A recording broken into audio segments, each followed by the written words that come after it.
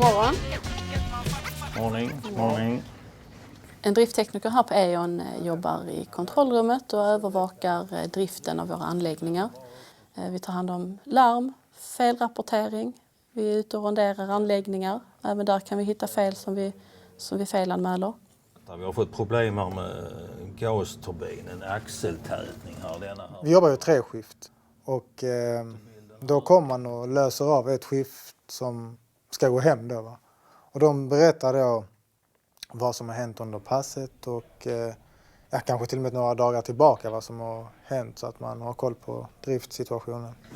Ja, starten hade gått som den skulle, men det är lite doseringar som vi måste hålla koll på, värden i pannan. Det vill säga är en karta då över fjärrvärmenätet här i Malmö och Burlöv. Jag har fått höra om man rätar ut alla de här rören så kommer man från Malmö till Paris eller något sånt, men jag vet inte hur det stämmer.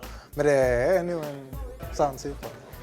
Ja, vi upptäckte ju ett fel på motorn ute i anläggningen, så nu har jag felanmält felet och nu har en underhållsberedare förberett arbetet.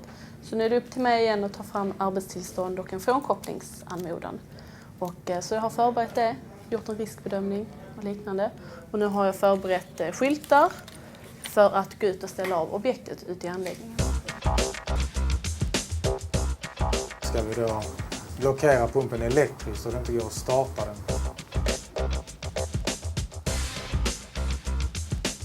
Nu ska vi ner till objektet och pumpen och stänga ventiler före och efter, även dränera pumpen på vatten. Vi har entreprenörer som utför reparationer på vår anläggning.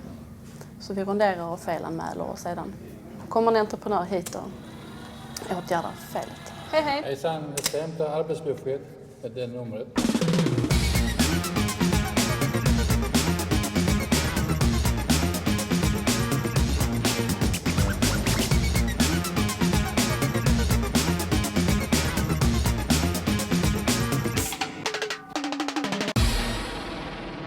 Ofta så går man kontrollrunnorna själv och kollar efter läckage, lyssnar efter missljud och även fasta punkter som vi har då, att man läser av tryckgivare och flödesmätare och flödesmängd.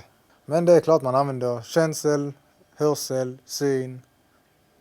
Så det är ofta så man upptäcker felen. En drifttekniker är en problemlösare som ofta ställs för olika typer av situationer och man hamnar i situationer man aldrig har råkat ut för tidigare och då gäller det snabbt att kunna komma på någon lösning.